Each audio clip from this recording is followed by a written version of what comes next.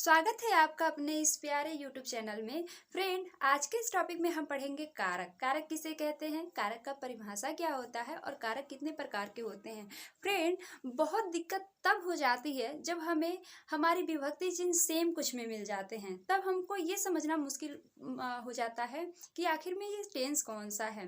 तो आज के इस टॉपिक में हम पूरा डाउट्स को क्लियर करने वाले हैं और इसके बाद हमें कोई और दूसरा वीडियो देखने की ज़रूरत नहीं पड़ेगी, हमारी सारी प्रॉब्लम्स यहीं सोल्व हो जाएगी। ठीक है फ्रेंड, तो आइए देखते हैं कारक किसे कहते हैं और कारक का परिभाषा क्या होता है। ठीक है, अगर आपको हमारा ये वीडियो अच्छा लगेगा तो लाइक और सब्सक्राइब जरूर कीजिएगा। ठीक है फ्रेंड, तो आइए देखते हैं हमारा कारक किसे कहते हैं। सबसे पहले हम कारक का परिभाषा जानेंगे। ठीक है, तो देखिए, संज्ञा तथा सर्वनाम शब्दों का क्रिया से संबंध प्रकट करने वाले शब्द को ही क्या कहते हैं, कारक कहते हैं। संज्ञा और सर्वनाम। फ्रेंड, संज्ञा और सर्वनाम के बारे में भी हमको जानना बहुत ही जरूरी है। अगर आप संज्ञा और सर्वनाम के टॉपिक पे अगर जानना चाहते हैं तो इससे के पहले भी इस पे वीडियो बन चुकी है, आप उसको देख लीजिएगा।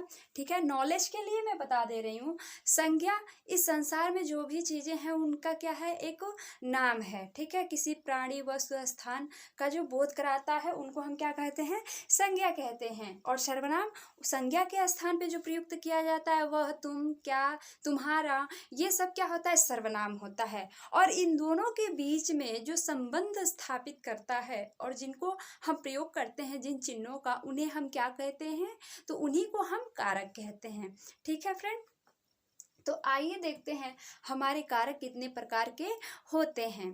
फ्रेंड, कारक का जो चिन्ह होता है, ठीक है, उन्हें विभक्ति कहा जाता है। कारक का जो चिन्ह होता है उन्हें क्या कहा जाता है, उन्हें विभक्ति भी कहा जाता है। और हमारे कारक 8 प्रकार के होते हैं। कितने होते हैं, 8 प्रकार के होते हैं। तो आइए देखते हैं कि वो कौन से हैं। ठीक है, सबसे पहला कर्ता कारक।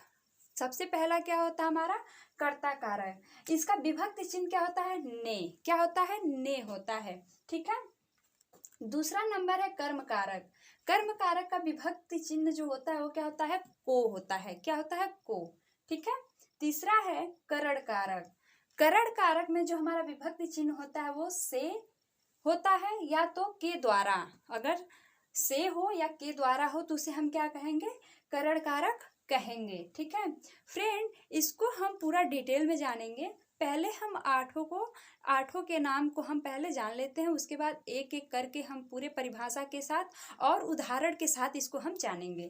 ठीक है, उसके बाद 4 नंबर है संप्रदान। संप्रदान कारक का जो चिन्ह होता है, विभक्ति है, वो के लिए होता है। क्या होता है, के लिए होता है। 5वां है अपादान कारक। क्या होता है, अपादान कारक। इसमें जो हमारा विभक्ति चिन्ह होता है वो से होता है, पृथक के लिए, मतलब अलग जब होने की स्थिति होती है, संभावना होती है, तो उसमें क्या होता है, से होता है, विभक्ति चिन्ह होता है। और इसको क्या कहते हैं, अपादान कारक कहते हैं। ठीक है, 6 नंबर है संबंध कारक। इसमें जो हमारा विभक्ति चिन्ह होता है का, के, की होता है। ठीक है, 7 नंबर है अधिकरण कारक। क्या है, अधिकरण कारक। ठीक है, इसमें होगा जो हमारा विभक्ति चिन्ह होगा वो होगा में, पर, अपर। ठीक है, 8 नंबर है संबोधन कारक। क्या होता है, संबोधन कारक होता है हे, अरे, रे आदि। ये जो हमारे हैं ये 8 हमारे कारक हैं और उनके विभक्ति चिन्ह हैं।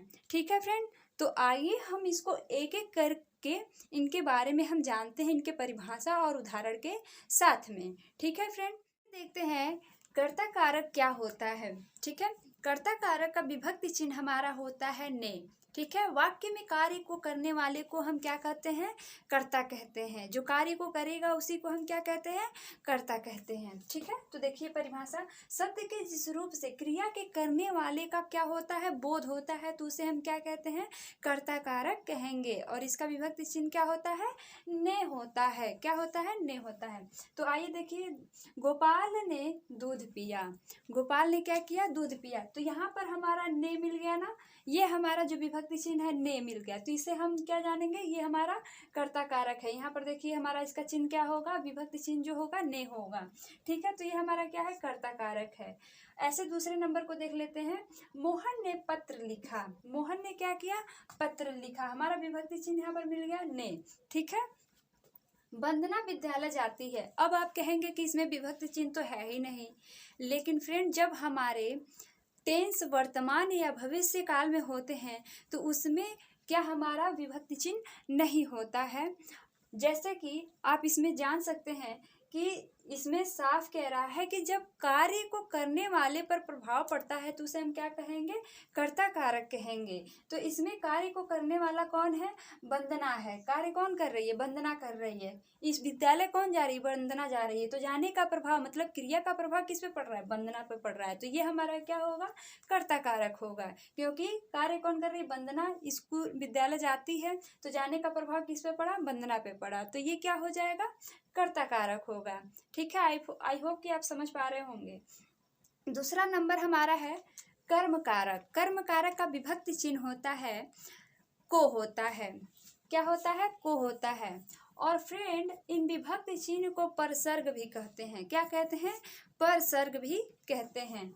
ठीक है, आइए देखते हैं कर्म कारक का परिभाषा। ठीक है, जिस शब्द पर क्रिया का फल पड़ता है उसे क्या कहते हैं, कर्म कारक कहते हैं। जिस शब्द पर क्या होता है, क्रिया का, कार्य का फल पड़ता है तो उसे हम क्या कहेंगे, कर्म कारक कहेंगे। जैसे श्री कृष्ण ने कंस को मारा, क्या हुआ, कंस को मारा, तो कार्य क्रिया का, मारने का जो प्रभाव किस पे पड़ा, कंस पे पड़ा। ठीक है, श्री कृष्ण, इसमें दोनों विभक्ति चिन्ह भी और ये, तो इसमें क्या को, इसमें क्या कर रहा है, जो कार्य का, क्रिया का जो प्रभाव किस पे पड़ रहा है, कंस पे पड़ रहा है। श्री कृष्ण ने किसको मारा, कंस को मारा, तो क्रिया का जो प्रभाव किस पे पड़ा, क्रिया का प्रभाव किस पे पड़ा, कंस पे पड़ा।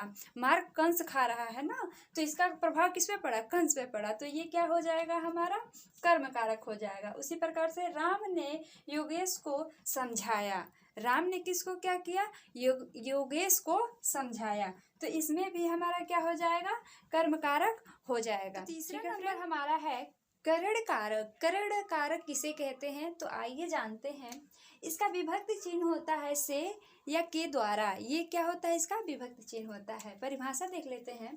कर्ता जिस साधन से कार्य करता है अथवा करवाता है उसे क्या कहते हैं, करण कारक कहते हैं। या वो खुद कार्य को कर रहा हो या किसी से क्या करा रहा हो, वो वर्क करा रहा हो। जैसे दीपक, उदाहरण देख लेते हैं। दीपक ने साबुन से हाथ धोया, तो दीपक क्या कर रहा है, साबुन से वर्क करा रहा है ना, साबुन से, मतलब यहाँ पर क्या हो रहा है, हमारा विभक्ति चिन्ह भी मिल रहा है और हमको ये भी पता चल रहा है कि दीपक क्या कर रहा है, साबुन से वर्क करा रहा है, साबुन से क्या कर रहा है, हाथ धो रहा है। ठीक है, दूसरा नंबर है वह कलम से पत्र लिखता है। वो क्या करता है, कलम से पत्र लिखता है। तो क्या कर रहा है, वो कलम से वर्क, मैं क्या कर रही हूँ, मार्कर से लिख रही हूँ, तो मैं मार्कर से वर्क करा रही हूँ ना, तो इसी प्रकार से कलम से क्या कर रहा है, वो लिखता है। तो इसमें क्या कराया जा रहा है, वर्क कराया जा रहा है, तो ये क्या होगा, हमारा करण कारक होगा। ठीक है, उसी प्रकार से देखिए राम के द्वारा पत्र लिखा जाता है, तो राम के द्वारा, यहाँ पर आपका विभक्ति चिन्ह आपको दिख रहा होगा। ठीक है, तो यहाँ पर क्या हमारा हो जाएगा, विभक्ति चिन्ह हमको मिल जाएगा। ठीक है, तो इसको हम क्या कहेंगे, करण कारक कहेंगे। ठीक है, अब देख लेते हैं संप्रदान कारक। संप्रदान मतलब कि किसी को कोई चीज दान दे देना, या यहाँ पर हम देख लेते हैं कर्ता जिसके लिए कार्य करता है। ठीक है, कर्ता जिसके लिए कोई कार्य कर रहा है या कोई वस्तु किसी को दे रहा हो, तो उसे हम क्या कहेंगे, संप्रदान कहेंगे। संप्रदान, दान का मतलब कोई चीज़ दान दे दिए, किसी को हम दे दिए। ठीक है, इससे आप समझ लीजिएगा कि क्या हो जाएगा, ये संप्रदान हो जाएगा। जब हम किसी को वस्तु देते हैं, ठीक है, या किसी के लिए वर्क करते हैं, ठीक है, तो उसको हम क्या कहेंगे, संप्रदान कारक कहेंगे। इसके लिए क्या होता है, के लिए होता है, इसका विभक्ति चिन्ह होता है जो। ठीक है, इसके पहले भी हम जान चुके हैं। रमा ने सुधा को पुस्तक दी। ये क्या की, रमा ने अब जो उसकी पुस्तक थी वो क्या कर दी, सुधा को दे दी, मतलब वो उसको दे दिया ना। तो अभी हम परिभाषा में भी देखें कि किसी को कुछ दे देना, मतलब कि अभी हम बताए हैं, तो इस प्रकार से इसको हम क्या कहेंगे, संप्रदान कारक कहेंगे। पिताजी मेरे लिए घड़ी लाएं। यहाँ पर के लिए आया है ना, तो हमारा विभक्ति चिन्ह मिल जाएगा लिए। ठीक है, तो ये क्या हमारा हो जाएगा, संप्रदान कारक हो जाएगा। देखते हैं अब हमारा 5वां नंबर क्या है।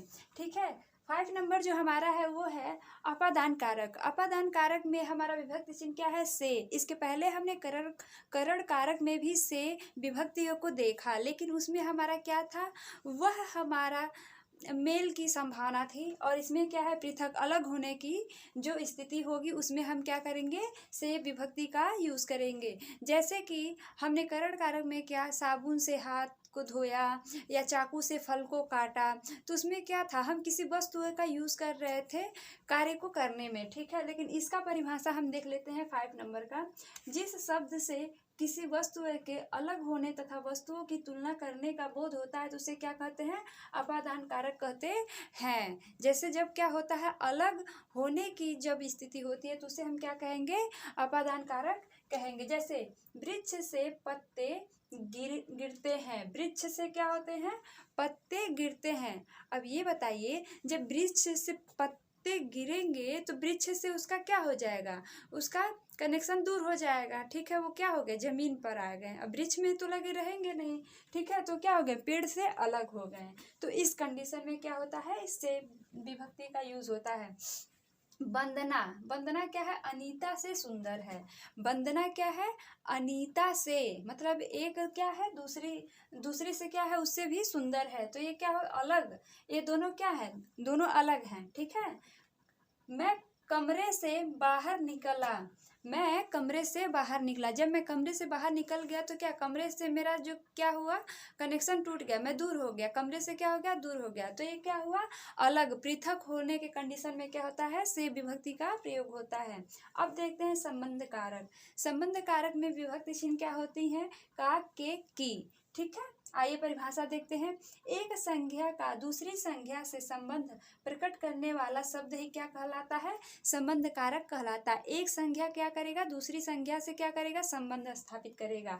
जैसे कि आइए देख लेते हैं, सुजाता की घड़ी खो गई। घड़ी भी हमारा क्या है, संज्ञा है, और सुजाता भी हमारा एक लड़की का जो नाम है वो क्या है, संज्ञा है। तो ये क्या हो गई, इसका संबंध क्या कर रहा है, दूसरे एक संज्ञा क्या कर रहा है, दूसरी संज्ञा से क्या कर रहा है, संबंध स्थापित कर रहा है, जिसे हम क्या कहेंगे, संबंध कारक कहेंगे। यह सोहन की पुस्तक है। पुस्तक भी हमारी क्या है, संज्ञा है, और सोहन भी हमारा क्या है, एक संज्ञा है, ये किसी व्यक्ति का नाम है। ठीक है, तो ये क्या है, एक संज्ञा दूसरी संज्ञा से क्या कर रहा है, संबंध स्थापित कर रहा है, जिसे हम क्या कहेंगे, संबंध कारक कहेंगे।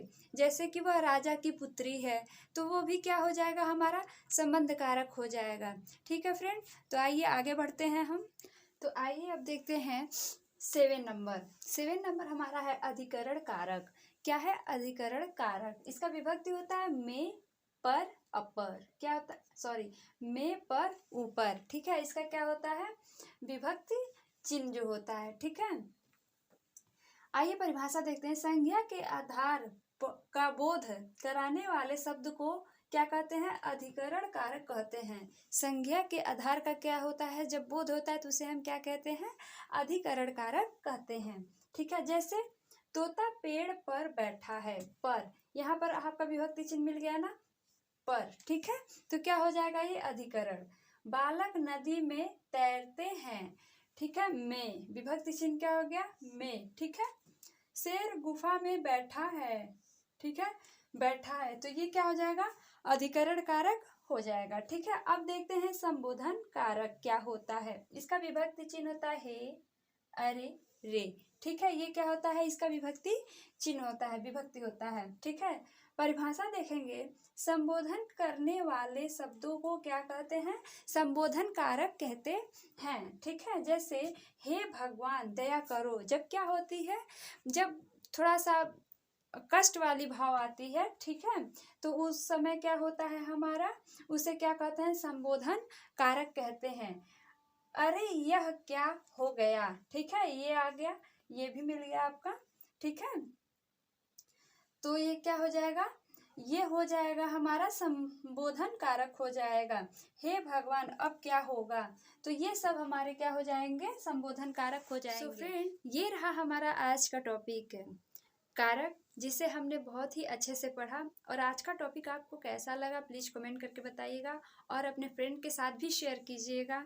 सो फ्रेंड, ऐसे ही मिलेंगे फिर एक इंटरेस्टिंग टॉपिक के साथ नेक्स्ट वीडियो में। तब तक के लिए आपका प्यार भरा नमस्कार।